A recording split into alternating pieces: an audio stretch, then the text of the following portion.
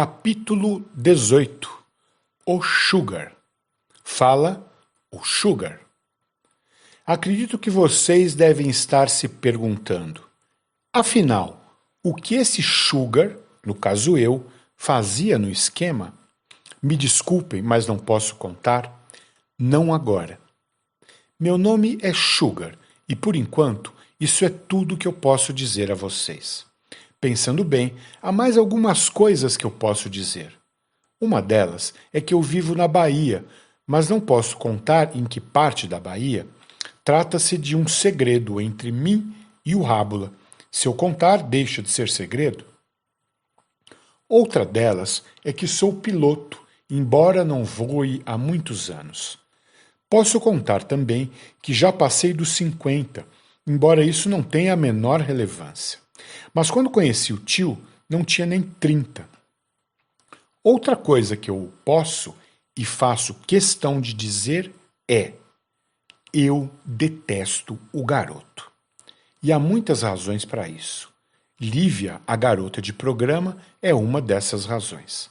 A amizade que ele tinha com o tio é outra. O fato é, eu poderia passar o dia todo aqui enumerando razões para detestar o garoto. Mas isso não importa.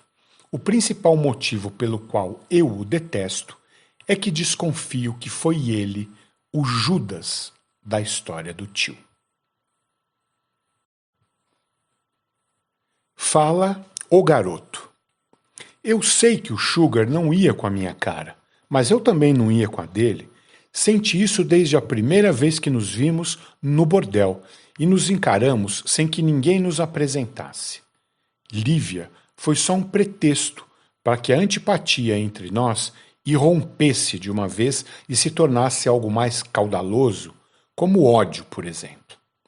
Lívia, não, mas a buceta de Lívia, sua vagina, sua xoxota, xana, xota, xereca, chavasca, a perseguida de Lívia, sua perereca, periquita, precheca, enfim, a mola mestra que move a humanidade e que Lívia trazia entre as pernas.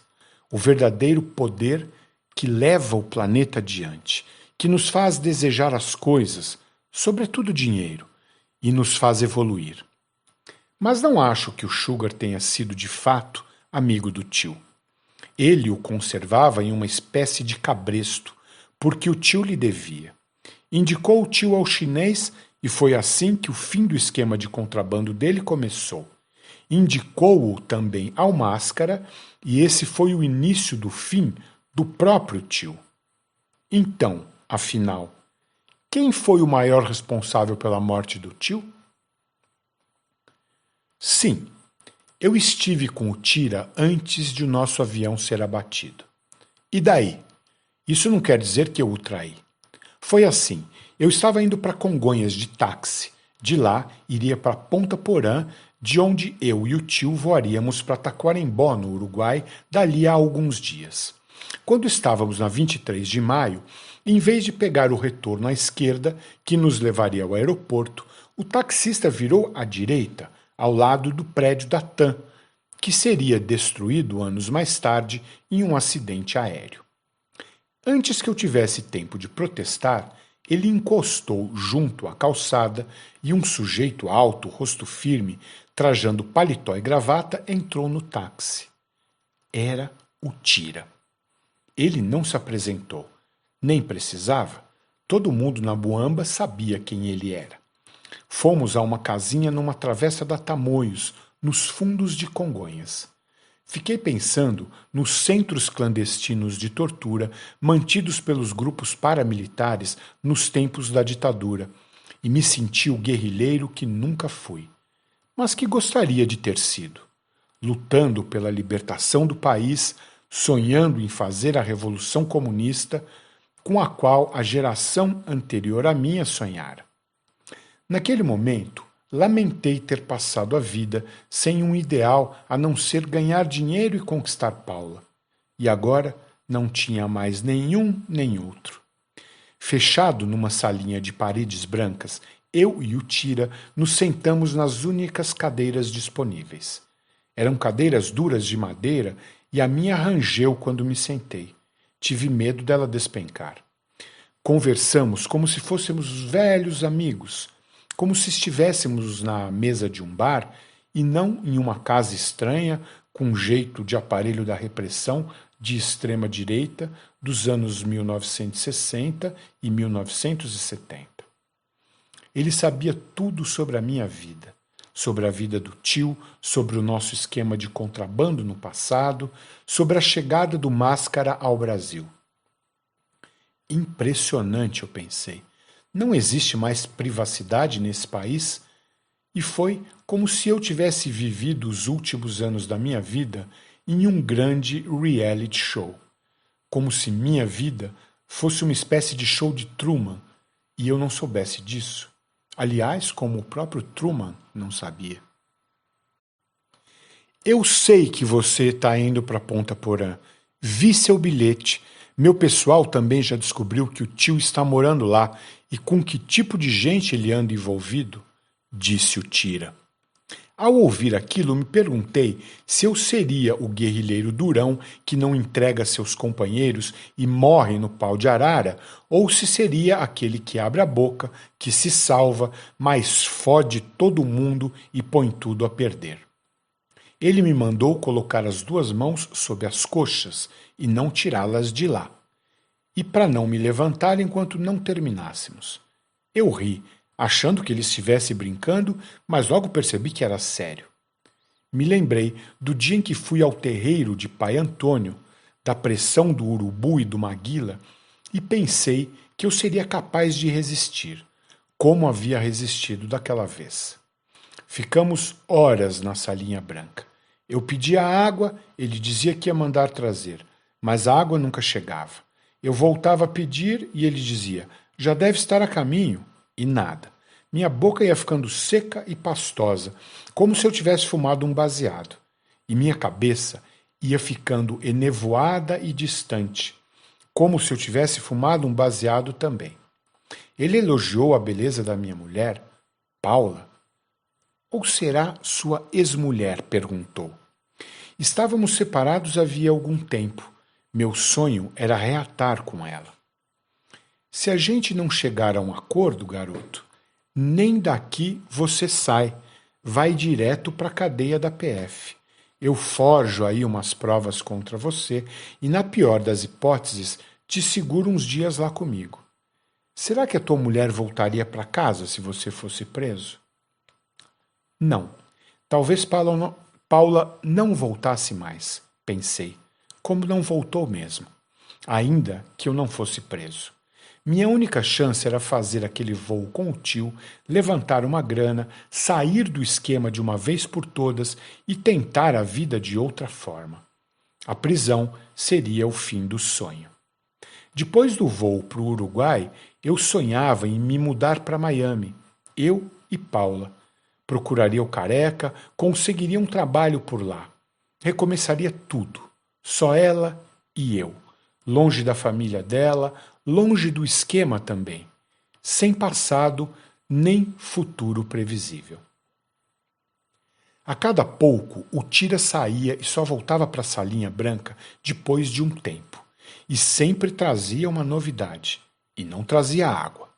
Coisas que me atormentavam, que me deixavam cada vez mais perdido, zonzo e com uma sensação de não estar vivendo uma realidade palpável naquele momento. Mas um desses sonhos que oscilam entre sonho e pesadelo.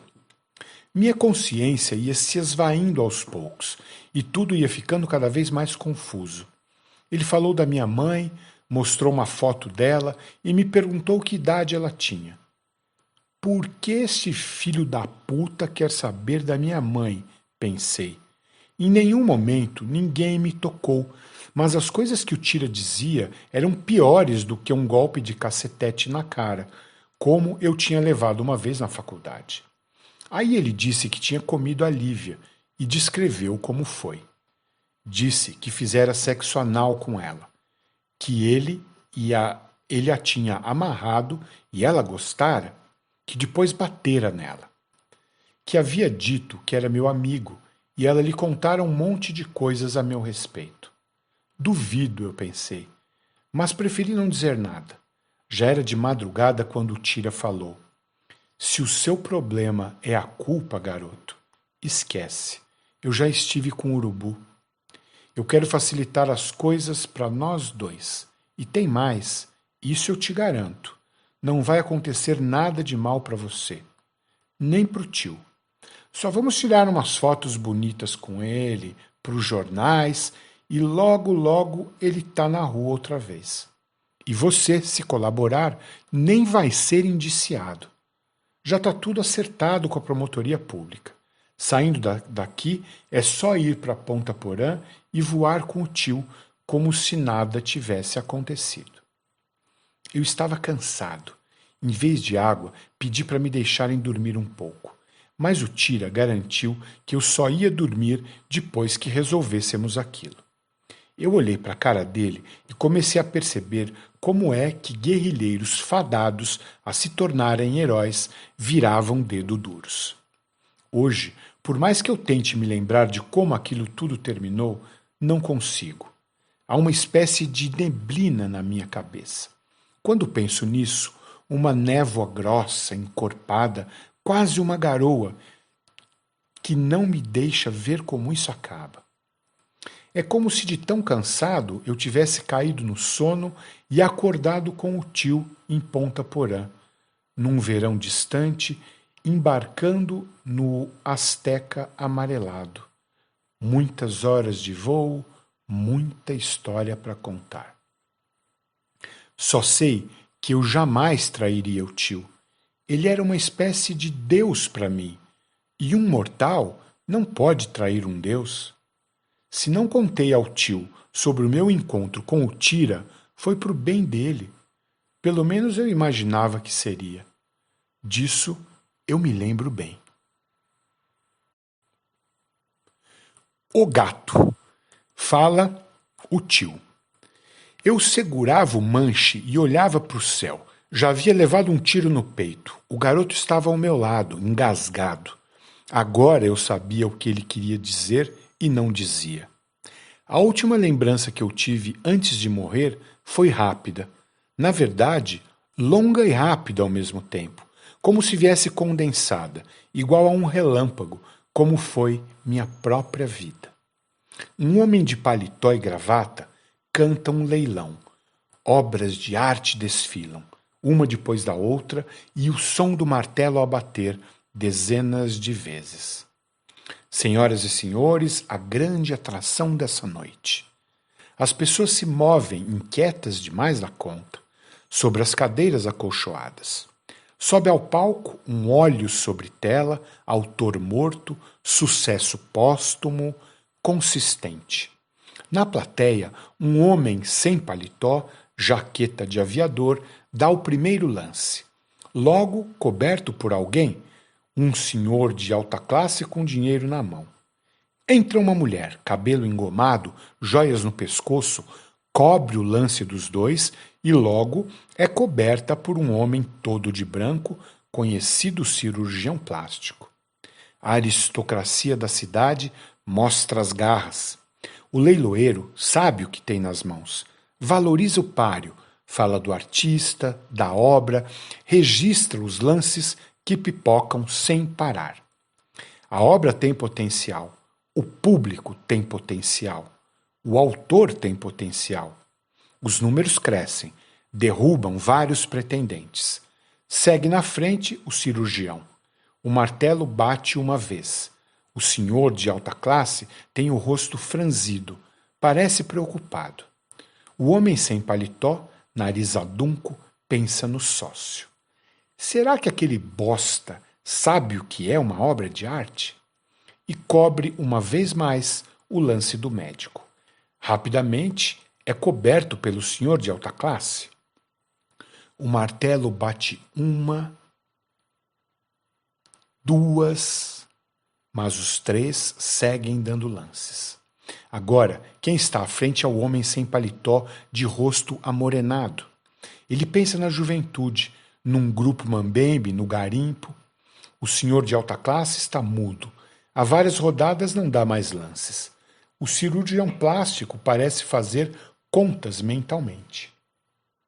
O martelo bate uma, bate 2 vezes.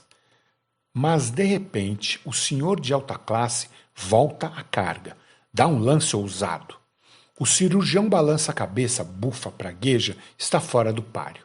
O homem sem paletó sente o golpe, realiza a derrota.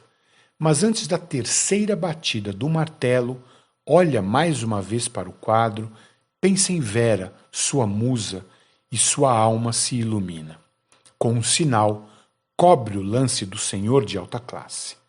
Com os olhos frios e pretos, vê o leiloeiro dilatar as pupilas e ouve o silencioso som do martelo batendo 1, 2, 3 vezes. No rosto barbado do homem sem paletó surge um sorriso triunfante, contido rapidamente. As pessoas em volta apertam sua mão, rasgam seda, mordem-se de inveja. Vendido para o cavalheiro. E o cavalheiro sou eu. Eu sou este homem que arremata o quadro. Eu, o tio. Em seguida, Maria Lúcia vai a Paris com os meus filhos e Vera visita meu palacete em Uberaba pela primeira vez. Tomamos champanhe em silêncio, ouvimos Derek and the Dominos, a versão acústica de Laila, de frente para o quadro. Um gato de olhos grandes, cores vivas, nos observa e imprime nas nossas almas uma expressão vaga de mistério, um sorriso incompleto, matreiro, sarcástico, lisérgico, maravilhoso e indecifrável felino. Eu e Vera nos embolamos na cama de Maria Lúcia, manchamos seus lençóis como 2 adolescentes, donos da casa na ausência dos pais.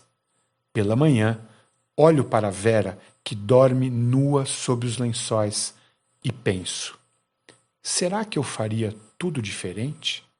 Vera entreabre os olhos devagar e sorri para mim o sorriso mais lindo que já existiu nesse mundo. Não, acho que não faria.